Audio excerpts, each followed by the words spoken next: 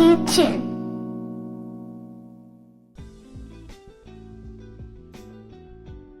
Going on? What's happening? What's going on? What's happening? Thank you so much for joining us. Welcome to the Reimagining Worship podcast. My name is Trevor Chin, and I have the privilege of being the host of this here podcast. Listen, if you're new here, welcome. If you're back, welcome back.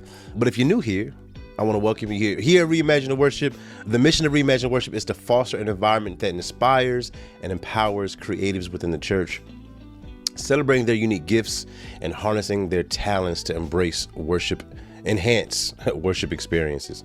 We're committed to nurturing a community that values creativity as an expression of faith, fostering connection, and promoting a deeper relationship with Jesus. In short, our only desire is to help strengthen the church's creative department, specifically in the way of worship. So listen, welcome. Hey, it's been a few weeks. It's been a little while. I've been under the weather. I don't know if you can hear it. I shaved for the first time today in a few weeks. So I'm feeling clean. I'm feeling back. I'm feeling a little bit better. Sound a little crazy. So work with me a little bit.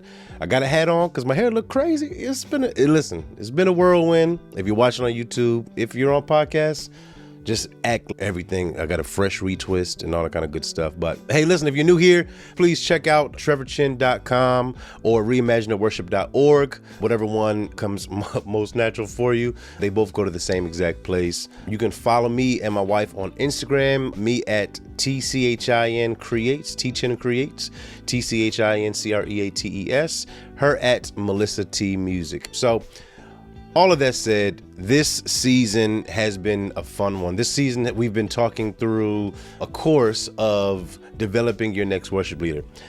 To give a brief synopsis, every day, every week, every month, I have another conversation from someone that says, I'm looking for a worship leader. And my argument is that we haven't done the necessary work to do enough development. So this seeks to be a tool for people who are open and willing and have a desire to develop. Maybe it's you. Maybe you're listening to this podcast and this, man, I really want to learn how to be a better worship leader, be a better musician, be a better leader in the space of worship. Maybe you are a pastor looking to develop someone else for the next generation. Maybe there are younger people that are in your church that are like, yo, I want to make this investment early and now. That's a strong recommendation for me. Like, I would definitely say, hey, listen, this is a good time to start cultivating that stuff and putting some of this stuff into practice. I have all the transcripts from these podcasts right on the podcast stuff. And then I have a bunch of resources on trevorchin.com. You can find a lot of this information on there. And then I'm working to make all of this after we're done.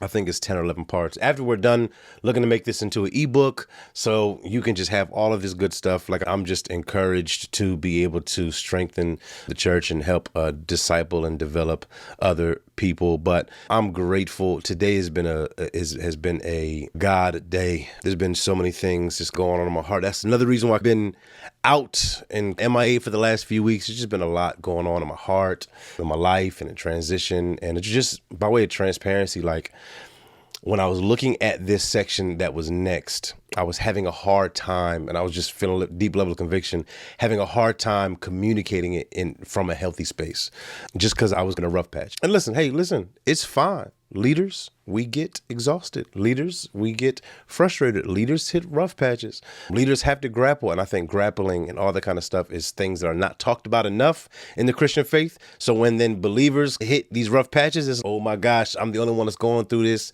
God didn't abandon me and all that kind of stuff. No, that's not the case. This is just part of the sanctification process. I even think about people like Jonah, like even as he was trying to run, as he was trying to leave, as he was trying to do everything but what God called him to do, God, even in his rebellion, didn't let him go. So I just be encouraged. If maybe right now you're like, just a super segue, maybe right now you're going through a rough patch in your life, in your heart, in your ministry, in your marriage, with your kid, whatever the case may be. Maybe just spiritually, you feel like you're in a drought and you're just struggling. Hang in there. God has not forgotten you. God is still with you. He is still beneath you, around you, in you. So be encouraged. Yeah, just be encouraged. So I'm just recently coming out of some stuff, and the Lord has just been super faithful and showed himself faithful to me anew and afresh all over again. Some of that might spew a little bit today, but we're going to continue with this idea of developing your next worship leader. We talked about some of the spiritual components. We talked about some practical components, practicing, knowing, understanding your instrument and all the kind of good stuff. Today, chapter 6, section 6 of this series, we're diving right in. It's called Rhythms of Grace, Cultivating a Worshipful Heart. Rhythms of Grace, Cultivating a Worshipful Heart. Leading worship goes beyond mere performance. It's not just a Sunday morning when you're getting up on stage and grabbing your instrument or grabbing a microphone and performing for a congregation. It's about embodying a worshipful heart that sets the tone for the entire congregation. We are the worship leaders. We are the lead worshipers on Sunday morning. It goes deeper than the right song, the right lyrics, the right things to say, the right preparation. It flows from a worshipful heart. I think I shared this earlier. It's bigger than our preparation. It's the overflow from our preparation. The songs that we sing when we're exhorting, it's not what we've studied. It's not what we've taken in. It's what we've taken in, what was spoken to our heart, what the Lord spoke to us through those things. And we shepherd our congregations through that same space. So it's about a heart posture. It's about a head posture, but it's also about a heart posture. And it all starts with your personal time of devotion.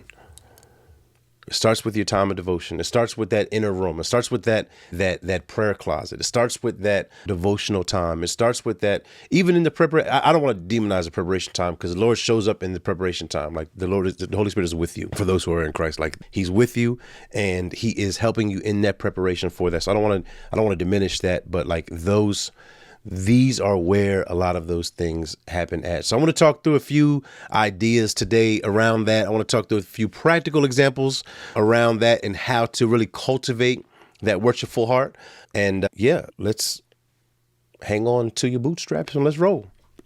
Sorry, I got a halls in my mouth. I know if it's distracting, I apologize.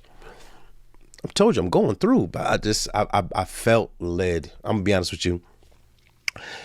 After the last 24 hours that I've had, just being reminded of God being a restorer and all that kind of stuff, like I just felt led to share this section of this today. So might not sound the greatest, I sound crazy. I ain't got no water. And if I start coughing, give me a little bit of grace. But let's just go ahead and dive in. The first idea is transparency in leadership. I didn't do that, but that's a perfect example. Be transparent in your leadership. Authenticity is key to effective leadership. Authenticity is key to effective leadership. People understand when you are finessing. People understand when you are capping. I'll say that. They understand when you're putting on a performance. Real recognizes real. We hear that saying. We've been hearing that for years. Authenticity works and goes so much further. Honesty, integrity, authenticity, the importance of transparency and vulnerability, and how sharing your walk with God is an encouragement, is a reminder that is a sanctification process. It's a reminder that God is still making all things new. It's a reminder that like we're living in the kingdom, but it's this already but not yet idea that all things are not fully new yet. Like there's things in life that we can time it, and I don't want to get hung up today, but there's time and time again that I think that we can give off this persona of everything is hunky-dory. And I have so many friends right now that are going through so much personal loss, from parents passing to children passing to there's so much loss that's happening right this second. Family is a battle. Life ain't no joke. And sharing the things that you're going through in a transparent and authentic way, and not brushing it like, yeah, it is what it is. I'm good though. No, I'm hurting right now. I'm tired right now. Being honest with those things. First, share your own challenges and how you overcome them, which can inspire trust and openness in the team. Oftentimes, I believe the Lord will allow you to go through things. He can bring you through that thing so you can encourage someone else or the next person how to get through that thing. whatever that thing may look like. And I'm telling you, I've had some of these moments even recently, where like, I'm like, Lord, I don't know why you allowing this to happen to me. I don't know why you're allowing this to be for me to be in this situation right this second. And he just continues to show me one of those things. And I'll just be vulnerable with y'all. Is my back. I have 2 herniated discs, and if I have a lack of activity for too long, it jams up, sciatica all down my leg. I'm feeling it right this second just because of my lack of activity. It's a regular reminder for me that the Lord is saying, yo, I'm not going to let you wallow in your stuff. I'm not going to let you just be sad and sit down and eat chips and carrying on. Nah. And it took a year and 18, 19 months for me to really get that grasp or that reality. Like that was the Lord saying, I'm not gonna let up. This is a regular reminder for you. So either way, but share some of those challenges that you've had, some of those thorns that you've had, the things that you feel like you just can't break. Because oftentimes the Lord will allow you to go through things so you can help someone else through some of those things. And there's been time and time again where I've asked God, Lord, why are you allowing me to go through this right this second? And he'll show me in small moments when someone like, man, I'm really struggling with this. Yo, I'm struggling with that too. Let me tell you about this. So share those struggles, be honest, be open, be transparent, be real and authentic about who you are, about the struggles that you're dealing with, and how you are intentionally working. Then accountability can be set in place. There's so much that can happen in that transparency and leadership aspect. The second idea is regularly discuss both successes and failures with your team to foster a culture of honesty and continuous improvement. Keep this in mind. If you're not authentic and transparent and honest and real with your team, you cannot expect them to be honest, open, transparent, real, all that with you. You can't ask for real accountability if there's a lack of vulnerability. And if you showcase a lack of vulnerability, you can't expect vulnerability in return. This is a way that we can pull ourselves off of this perfect me pedestal to let folk know like struggles are real. And maybe it's not even a now thing. There were certain struggles that I had pre-marriage that I didn't have post-marriage. There's certain struggles I had pre-kids that I didn't have post-kids. Like maybe there was things that I've struggled with at one point in time that are not necessarily, things that are continuous thorns in my flesh. Share once upon a times. Feel free to share once upon a time, but regularly discuss these successes and failures with your team to foster a culture of honesty and continuous improvement. Another big thing, the third last one in this idea is hold Q&A sessions with your team while nothing is off limits, like promoting just transparent dialogue, like have real, open, honest sessions. Yo, real talk. How y'all doing this week? You know what I mean? These are the things that y'all communicated that y'all are struggling with in our last meeting, or you're struggling with, whether if it's a one-on-one, if like in your last meeting, like how are those things going? What are some things as a group that we're struggling with? You'll be so surprised about what comes from some of those conversations and the fruit and the breakthrough. Listen, you can't expect breakthrough to happen if the chains aren't shown before you. You don't know what to pray for. You don't know what to pray for, and you can't expect chains to break if they're hidden under a hoodie. Oh no, have these open and honest sessions, these Q&A things. So just this transparent leadership is a really big thing as we talk about this cultivating a heart of worship. Transparency leadership, share your own challenges and how you overcome them. Regularly discuss both successes and failures with your team to foster a culture of honesty and continuous improvement, and hold Q&A sessions and dialogue, promoting transparency even within your team. The next topic is really just like this heart of this worship song selection aspect. Selecting songs for a worship is a spiritual process as much as a musical one. How to curate worship sets that reflect the heart of the congregation, and encourage participation, align with the theme, align with the feel. Maybe you're going through a difficult season in your church. Maybe there are major ideas or topics that the church as a whole are feeling. Maybe there are losses that the church as a whole are feeling. Maybe the season that we're in culturally is a season of lament. I remember through COVID and all that kind of stuff, man, the tone of the church wasn't everything is great and hunky dory right this second. Yo, listen, there was a season of lament, like people passing, loss of jobs, loss of finances, loss of the idea of what was. There was so many things that were lost, and we weren't going to just jump into a space of everything's great. That's why, even just as a sidebar, man, we need songs of lament that can cry out from our hearts to God and, Lord, I need you. You feel distant. I feel like you're not there. I know you are there. Like Psalms 13, like, how long, oh Lord, will you forget me? How long will you hide your face from me? We need these songs because these still different expressions of worship and communication with God. But engage with the congregation to understand their worship preferences and experiences. I would just have lunches, have some conversations with some folk in the congregation. What do you feel like we are as a church? How do you feel like the worship is going? How can the worship be better? Have these in some, I would have more smaller conversations. The people that tell you that the music is too loud, like, just forget about those. I'm just playing. The second idea is collaboratively plan worship sets with the pastoral team to ensure alignment with the message and the church vision. I want to make sure, and we talked about this, I talk about this all the time. Make sure the songs, selections, the sets that you're doing for your quarters or that you're doing for your month, that they align with what's going on with the actual message. If you're doing a series of faith, make sure that you have songs that are re-emphasizing what the topics are or what section of the Bible that your pastor is preaching from. Be intentional with that and introduce new songs alongside familiar ones to gradually guide the congregation into new expressions of worship. We talked about a lot of this in our last section around expressions of worship and growing in that space, even genre or song selection or style or feel or instrumentation. But have some of these regular conversations and work to guide and shepherd. Listen, the microphone on that platform on a Sunday morning is one that shepherds and directs and leads with care and with love and with intentionality. I'll tell you something, again, transparent moment. I'll tell you something. I was having some difficult conversations with my wife recently, and she said, listen, you know what? Okay. But do me a favor. Make sure you pray about it first so I can follow you as you're following Christ. And I was like, dag. All right, Lord, let's get to it. But what that did was challenge me and remind me that as I'm leading my family, it's not based on my own wit or my own idea or my own vision or my own goals and direction.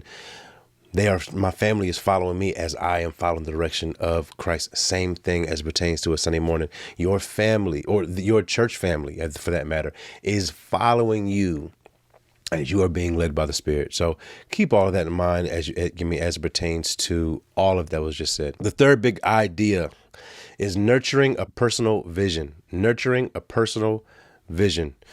As a worship leader, having a personal vision for your ministry is critical. It should guide how you discern through nurturing your vision, ensuring that it complements the broader vision of the church, and that it serves the church community effectively. What does this look like? Set aside time for personal reflection to clarify your vision for ministry. Back in the day, we used to call it a POM, a philosophy of ministry. This is the mission. This is the framework or vision of the church. How does my mission or vision for this team align with this team, but has its own nuance, because it's and I say this all the time, like the worship team is a team within a team. It's a church within a church. There's a lot more creatives. There's a lot more people that are usually it's like the largest team in the church. We're talking about band, for the creative department. We're talking about the band, the singers, the worship leaders, videography, graphic design, presentation, lighting, blah, blah, blah, blah, blah. Marketing, all of that kind of falls under that, like that creative arts department. And that's usually like the largest squad in the whole doggone church. I always think is wise to have your own kind of individual vision and direction of how you're going to lead that team through different seasons and ebbs and flows of the church. But make sure that it aligns with the vision of the church. Do not make it two separate things. If the church we're a church that we're going to work on discipleship and fostering a community of disciples here in this zip code, make sure your vision is we're going to reach everybody and their mama. And and neither one of those are wrong. I'm not saying whatever the case may be, but make sure that those visions are aligned. The second idea is seek mentorship and feedback to refine and validate your vision. Don't do this in a vacuum. Whether it be external, my recommendation would be to pray about it, develop it internally, seek external vision for clarity and refinement, and then take it to other leaders either on your team or in your church to help you continue to refine that idea, to validate it, to amen it, or, hey, this needs a little bit of work. And then the third one that kind of is redundant, but just for clarity's sake, create a vision statement for your worship team that aligns with the wider church. Like, create an actual statement for when people are at your church or on your team specifically, they know that the vision of this team is to X, Y, Z, and PDQ. These are our values. This is what we seek to do. Like, we have values. I have values that are huge, even from culture and all that kind of good stuff that are a derivative of a few of the church values that we have. So that's what that is. The next big idea is worship beyond music. Worship, like I said, it is a lifestyle. I don't know if I share this here, but Harold Best has a book that is not with me right now.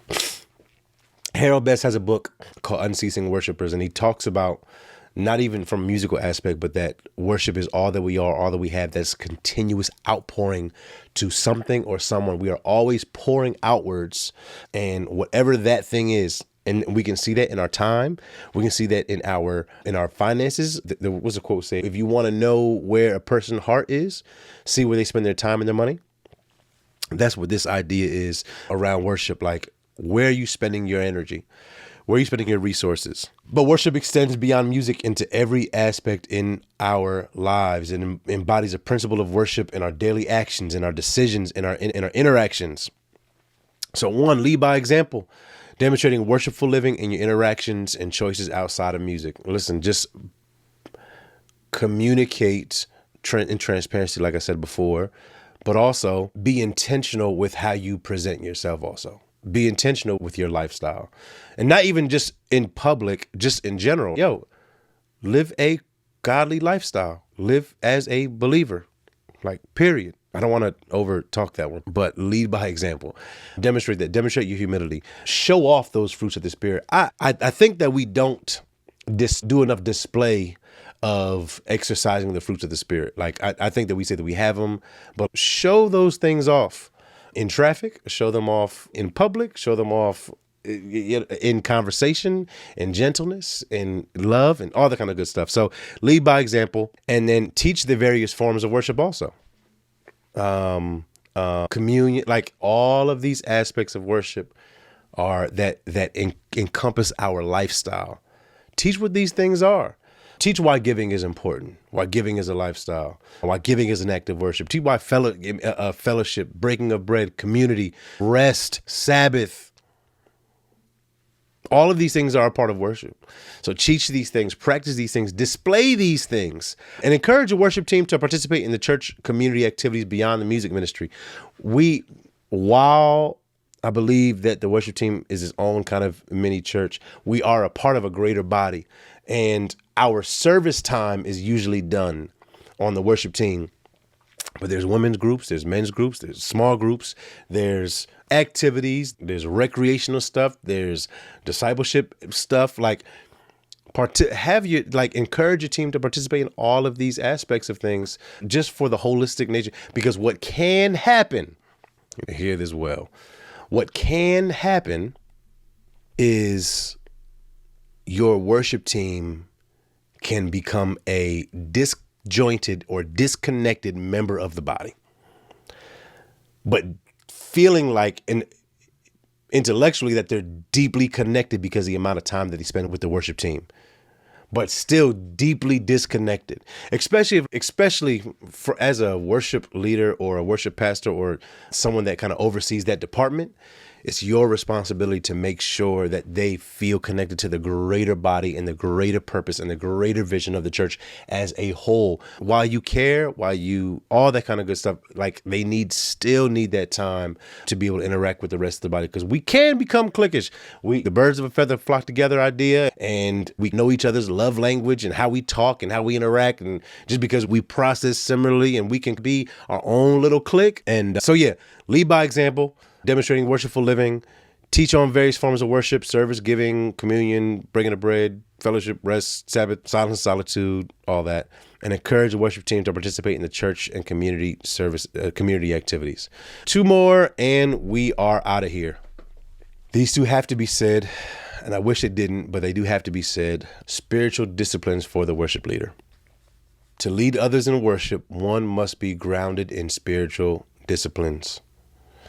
Establish daily time for Bible study and prayer to ground yourself in leadership and scripture and communion with God. I might just read these. I don't want to overtalk these, but I cannot express time in a time like this where there's so many things, so many coaches. Look at me. So many coaches and people and things telling, and vision and ideas and strategies and XYZ. Listen, all of this is for naught if it's not rooted and deeply connected with the true and living God. Establish that time, that relational connection. One of the worst things that can happen is for you to begin to lead purely like this, like purely horizontal leadership, where you're being asked questions, is matriculating in your head, and you're recommunicating from a strategy or from experience or from background.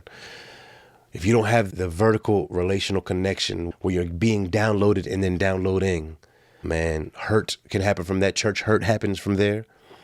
Heresy happens from there.